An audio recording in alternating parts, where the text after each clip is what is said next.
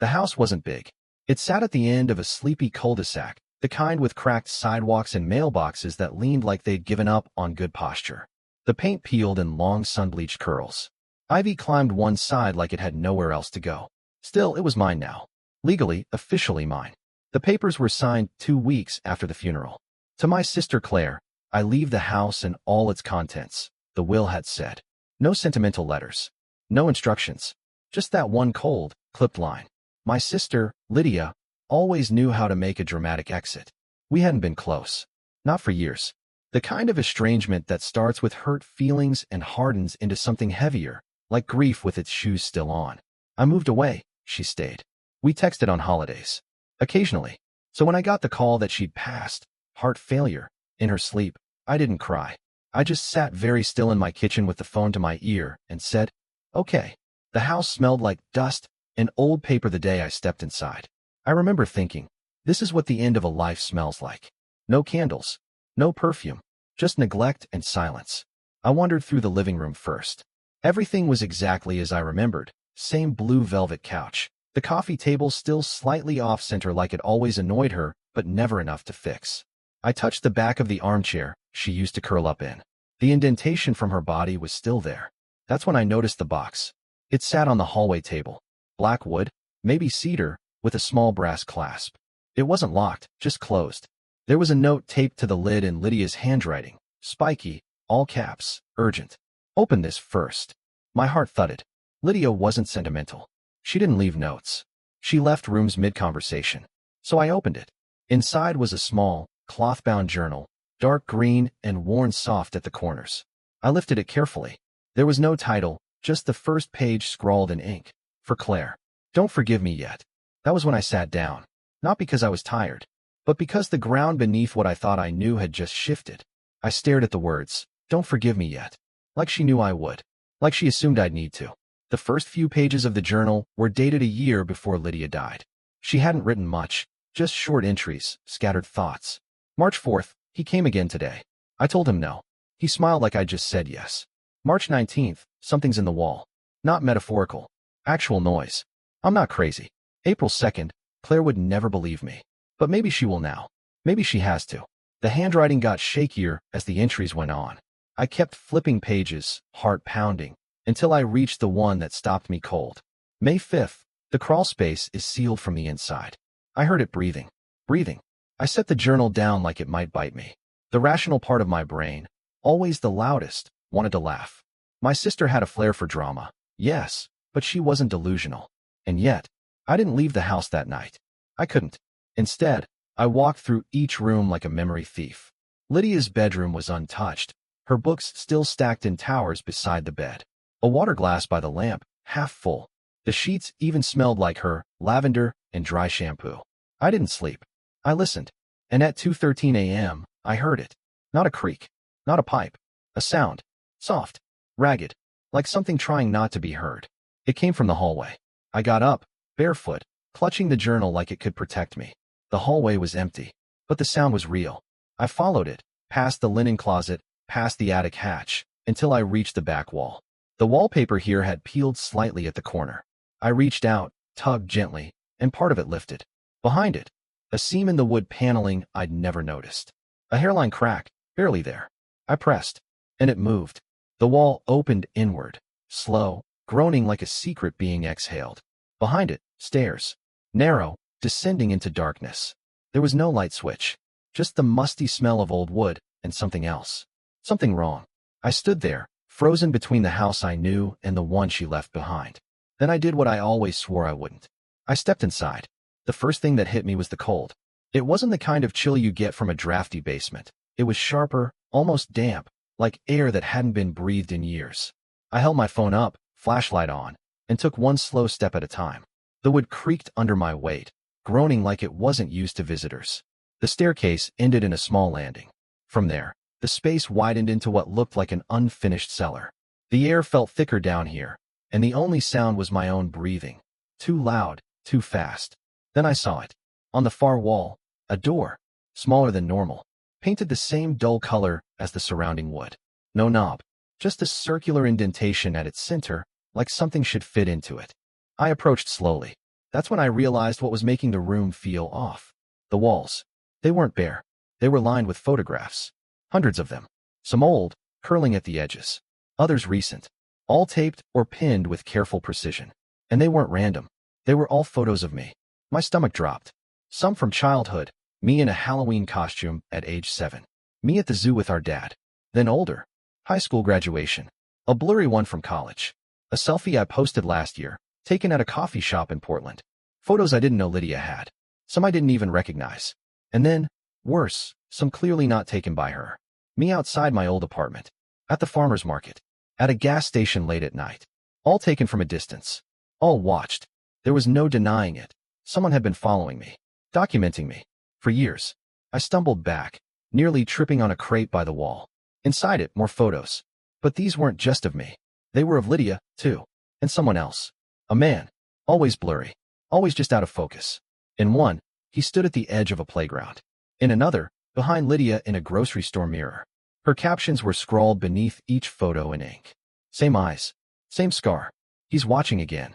He's not aging. Claire won't remember him. But I do. My knees went weak. I had to sit down. I looked at the journal again. At the final entry. If you're reading this, Claire, then I failed. But maybe you won't. Check the box. The one under the stairs. It has the key. Just don't look too long at his face. I turned my phone toward the staircase I'd just come down. Sure enough, there was a small wooden box tucked beneath the lowest step. I reached for it. And just as I opened the lid, I heard it again. The breathing. Closer this time. I froze. The kind of stillness that doesn't feel like a choice, but an instinct, like my body had made a deal with the dark. The breathing was no longer soft or distant. It was behind the door. The one with the circular indentation. The one Lydia didn't want me to open until I had the key. The box in my lap was lined with green felt. Inside, nestled like something sacred, was a round, black disc, metal, heavy, cool to the touch. It was engraved with the same spiky initials I'd seen in Lydia's journal, NR. I didn't know what they meant, but my hand closed around it before I could think. The breathing stopped. Dead silence. I stood slowly, every creak of the floorboards sounding like it echoed for miles. My flashlight swept across the photos again. My face reflected 100 different ways. A life recorded without consent, without understanding. And then I saw something new. Pinned just below a photo of me from last fall, smiling, mid-laugh, coffee in hand, was a Polaroid. Faded. Damaged. Lydia. But she wasn't alone. She stood next to someone taller, face obscured in shadow. But there was something wrong. Not monstrous, not dramatic. Just off. Too tall. Too still. Almost posed. And in Lydia's handwriting beneath it. He doesn't change. He never changes. I didn't know what to believe anymore. I turned back toward the strange door, my pulse thudding in my throat. I pressed the black disc into the circular indentation. It fit. Click. The door creaked open. Not all the way, just enough to reveal a sliver of the space beyond. And then I smelled it. Like something old. Not rotting. More like something that had waited. I pushed the door wider. The room was barely a room. More like a pocket of space carved into the earth. Dirt walls. No windows. A single wooden chair. And on it, a man. He sat perfectly still, hands resting on his knees. Face pale, eyes closed. But the worst part? He looked familiar. Too familiar. I stepped closer, light trembling in my hand. It was our father. But that was impossible. Our father had died when I was 11. Heart attack. Open casket funeral. I remembered touching his cold hand. I remembered the smell of flowers. But here he was. Exactly as I remembered him. Not aged. Not changed. Eyes still closed. And a whisper escaped from the dark, so soft I almost missed it. Hello, Claire. My body reacted before my brain did. I stumbled back, slamming into the wall, knocking several of Lydia's pinned photos to the floor. My flashlight slipped, clattering across the dirt. It spun once, casting a carousel of fractured light across the man's face. Our father's face. But that couldn't be. He hadn't moved. Still as a statue, lips slightly parted, head tilted as if frozen mid-thought.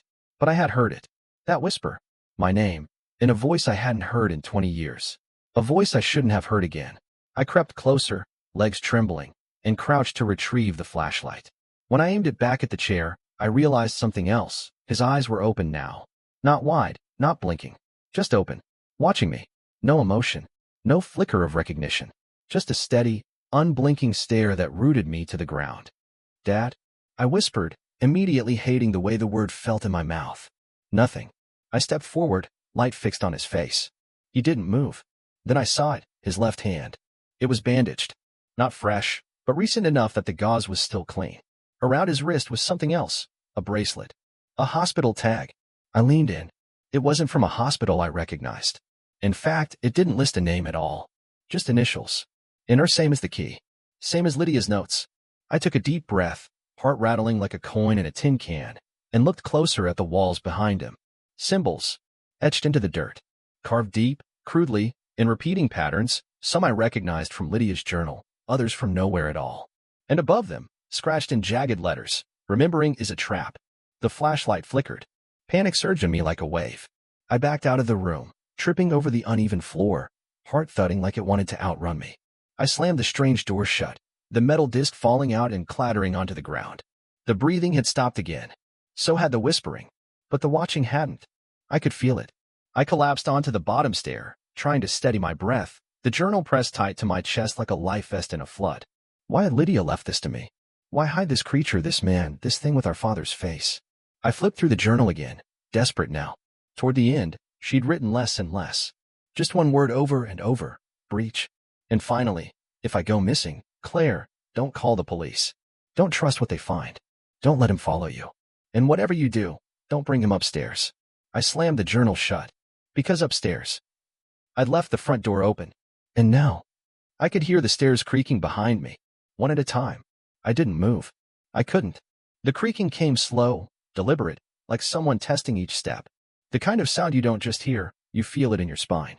I twisted around, flashlight beam trembling as I aimed it up the narrow staircase. Nothing. Just shadows stretching across the old wood, the door to the hallway still open. Still. Empty. Another step. But not above me. Below. The breath I didn't realize I'd been holding left my lungs in one sharp exhale.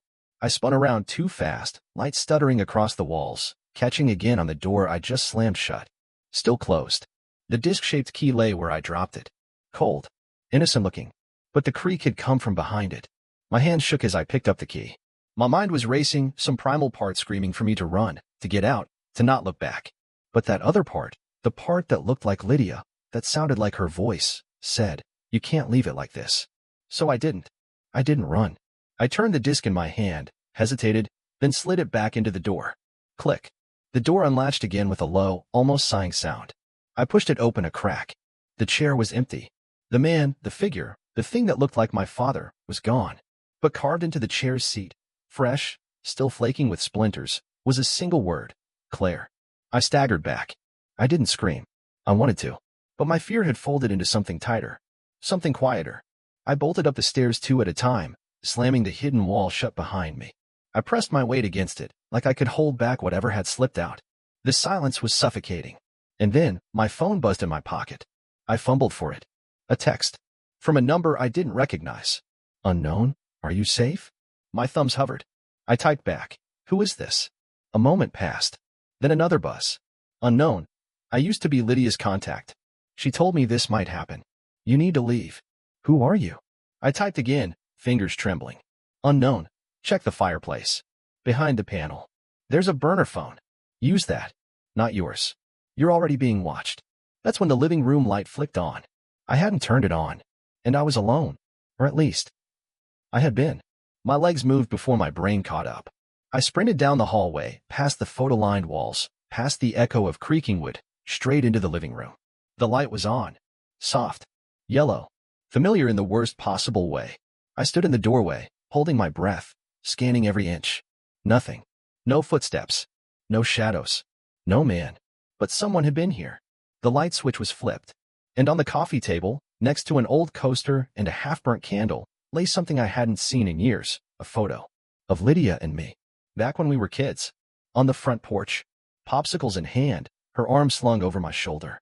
She was grinning that gap-toothed grin she had for one summer before braces. Only this photo had something new. A shadow behind the screen door. Tall. Blurred. Barely visible. But unmistakably there. Someone had been in the frame.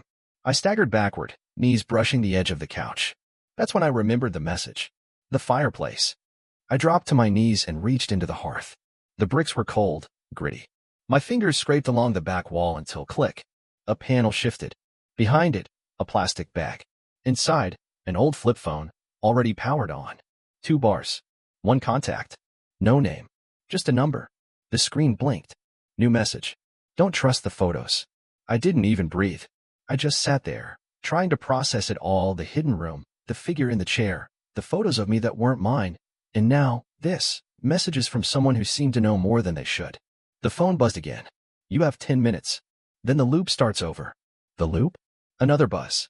He's not just following you. He's following time. My vision blurred. I blinked hard, reading the words again. He's looking for the moment you break. Do not let him repeat it. I stood up slowly, the burner phone in one hand, Lydia's journal in the other. I didn't know what the loop meant, but I had one place left to look. The attic. Lydia never used it. She always said it gave her migraines. I made my way toward the pull-down ladder in the hallway ceiling. Dust danced in the beam of my flashlight as I tugged it down. The rungs groaned under my weight as I climbed. At the top, darkness, and the smell of old paper. I turned the flashlight, and there, lying in a neat stack, were a dozen journals. Identical to Lydia's. Each labeled with a date. Each labeled with my name. I picked one up. Inside, journal number 8. Claire has started reading again. She made it to the box today. I think the door will open soon. But this time, maybe she won't go in. My blood ran cold. Each journal was from me. Versions of me. And I wasn't the first. I sat on the attic floor, surrounded by journals that bore my name but not my handwriting. The covers were smudged, the pages filled with entries dated years apart, yet they all described now. Today. This moment. In journal number 6, she found the room at 2:13 a.m. again. Same hesitation at the door. She asked Dad. He didn't answer that time. I don't think he always does. In journal number 9, she didn't make it past the fireplace. He got in earlier. Lights flickered at 8:12 p.m. She never saw the photo. In journal number 12, the most recent, she's starting to remember the others. The way the house rearranges. The way the noise always starts in the walls. This time, she might be ready. If she reads this in time. My hand shook as I flipped to the final page of number 12. The last sentence was scribbled, messy. Whatever you do, Claire, don't answer if he knocks. Not this time. The moment I read it, 3 knocks echoed from below. I nearly dropped the flashlight. Steady. Deliberate. Not the door. Not the wall. The basement. I scrambled back to the attic ladder and peered down into the hall. Nothing. Just that yellow pool of light from the living room. The same light he, or it, had turned on. I climbed down, each rung feeling like it might give out beneath me. At the base, I paused. I couldn't hear anything now. No knocks. No breathing. I moved back to the living room and grabbed Lydia's original journal, the one she'd left in the black box. I needed answers, anything. In the final pages, one line had been underlined in angry strokes. If he looks like someone you love, he's already inside. Another, the door keeps changing. Sometimes it's a wall. Sometimes it's a memory. Sometimes it's a voice that knows your name. The burner phone buzzed again. Stop reading. He's using your memory against you. And then, below it, check your left wrist. I blinked, slowly rolled up my sleeve, and froze. There, faint but visible in the soft skin above my wrist, was a hospital bracelet. I hadn't put it on. I hadn't seen it before. It had the initials NR. And the date, today. I stumbled back, the floor spinning beneath me. How could I forget? How long had I been here? Had I ever left? A sound came from the hallway mirror. Not a knock. A whisper. Claire. I turned slowly toward the mirror. It was the same antique one that had always hung in the hallway, a leftover from our mother's old apartment, heavy with a gold frame and just enough tarnish to feel haunted even before all this. But now, my reflection wasn't moving. I was frozen in the flashlight's beam, standing motionless in the dim hall. But in the mirror, my reflection, myself, was turning, blinking, watching me. Then it smiled. Not wide, not cartoonish, just enough to make my skin crawl. And it whispered again, without lips moving. You never left. You just chose not to remember. I stumbled back, hitting the wall. The flashlight tumbled from my hand and rolled across the floor, casting warped shadows. I squeezed my eyes shut, tried to center myself. Deep breaths. In. Out. I wasn't losing it. I wasn't. The burner phone buzzed again. Go to the basement. It's the only exit now. I hesitated. Every nerve in my body screamed no. But I also knew, deep down, that something had broken. Reality, memory, maybe both. And the only way forward was back down. So I grabbed the flashlight, steadied my hands, and crept to the hidden panel in the hallway. The wallpaper peeled back easily now. Too easily. Like it knew I was coming. like it had been waiting. The stairs groaned underfoot as I descended into the cold belly of the house. But the air felt different this time. Thicker. The way a dream feels right before you wake up. The chair was back. And he was in it again. The man with my father's face. Still. Silent. But this time he held something. My journal. The original green one. The one I had upstairs. I checked my bag. It was still there. Still zipped inside. But he held an identical copy. Open to the first page. He tapped it once with a pale finger. Then again. I stepped closer. And saw the change. It no longer read, for Claire. Don't forgive me yet. It now said, for the next Claire. I looked up, heart hammering, and for the first time, he blinked. And said, with perfect calm, you've done this before. The light above flickered. And suddenly, all the photos on the walls around us curled inward, like they were burning from the edges, except there was no fire. Just a reset. Just like he said. Just like Lydia warned. He stood. Slowly. And whispered, this time, choose differently. I didn't move. He stood there, tall, still, wrong, like a puppet that had suddenly learned how to hold itself upright. The same face as my father. Same eyes. But the body, it moved like it was imitating movement, not living in it. And now he was closer. One step. Then two. I backed toward the stairs, holding the flashlight out like it might stop him, like light could undo what had already begun. What do you mean I've done this before? I asked, but my voice cracked mid-sentence. He didn't answer right away. He just tilted his head, like a curious animal, or an algorithm deciding how best to imitate empathy. Then, this is your 10th entry. What? Claire version 10. He gestured toward the journal he still held. Lydia tried 8. You've made it to 10. That's progress. The burner phone buzzed violently in my pocket. I yanked it out. Do not listen to him. He isn't telling you everything. I looked between the message and the man who wasn't quite a man. He stepped aside. The door behind him, the one in the dirt wall that hadn't been opened before, was now cracked, and beyond it, a flickering blue glow. You want answers, he said, still calm. Then step through. This time, you might hold on to them. I glanced at the journal in my hand. The real one. Lydia's. The final page had changed. New ink. New message. Sometimes the only way out is to go deeper. Just don't forget who you were on the way back. I hesitated. Everything in me screamed trap. But the logic was becoming clear in the most terrible way. This wasn't a haunting. It was a cycle. Something looping. Something rewriting. And maybe, just maybe, I wasn't just here to escape. Maybe I was here to interrupt. So I stepped forward. Past the man who wore my father's face. Past the walls lined with my own forgotten lives. Through the door that pulsed with pale light and humming air. The room beyond wasn't a room. It was a chamber of screens. Rows and rows. Stacked like mirrors. And each one showed me. Me in different houses. Different years. Me turning corners. Me hesitating. Me choosing wrong. And in the center of the room, on a metal pedestal, was another journal. White this time. Untouched. I reached for it. And just as my fingers brushed the cover, every screen turned black. Then one by one, they blinked back on. Each now showing only him. Smiling. Waiting. And then one final screen lit up, showing a new version of me. Just now arriving at the front door of Lydia's house. I stared at the screen. On it, a version of me, wearing the same coat, carrying the same bag, stood at the doorstep of Lydia's house. She reached for the key hidden in the fake rock by the porch. Smiled at nothing. Entered like it was her first time. Like I had never been there. The burner phone buzzed again, but I didn't check it. I couldn't look away. Because I remembered that moment. Not just as a memory, as a feeling. The mix of nostalgia and grief. The quiet click of the front door. The thought, she really left it to me. That had happened. And yet, there I was. Doing it again. I flipped open the white journal. Blank inside, except the first page. Claire number 11. Entry begins. I stumbled back. My knees hit the floor. It wasn't that I'd forgotten the past. It was that something had edited it.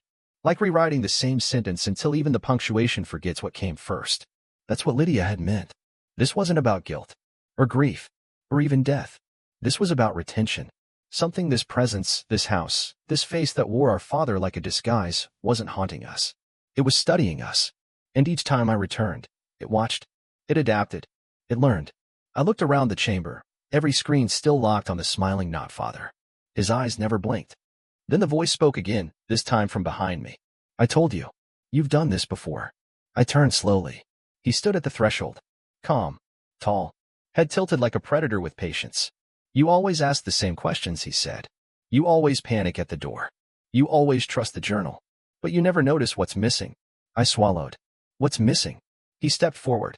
The real question is, who writes the journals? My hands tightened around the white one. I flipped to the back. A page had appeared. You wrote this, Claire. You always do. You just don't remember doing it. My hands trembled. Why? I whispered. Because, he said, smiling, you're not here to escape. You're here to keep the cycle alive. And then, all at once, every screen blinked. The lights dimmed. The air shifted.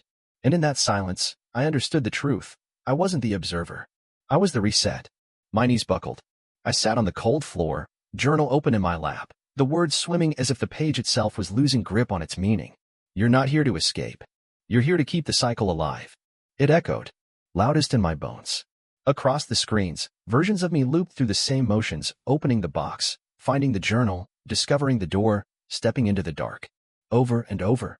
He watched each one, smiling. I don't believe you, I whispered. Lydia wouldn't trap me here. Not on purpose. The man tilted his head. She didn't. You did. My breath caught. What? He stepped closer, slowly now, his voice calm as ever. It wasn't Lydia's idea to come back. You were the first. You started the logs. You left the notes. You called it a failsafe. For memory. For continuity. But you didn't consider what would happen if the memory became the trap. I shook my head. That's not possible. Isn't it? The final screen changed again. There I was, standing at the edge of the basement in that first hour, holding the journal, deciding whether or not to open the door. But something was different. I didn't open it. She dropped it, turned away, left, and that version disappeared. A single word flashed across the screen, interrupted. Something cracked then. Not outside. Inside. The loop didn't just watch. It fed. On repetition. On choices. On the belief that everything could be solved by digging deeper. But the only thing that ever freed anyone was doing something different. I looked down at the white journal. My handwriting filled it now. Each page, a decision I had made in every prior cycle. I flipped to the last one.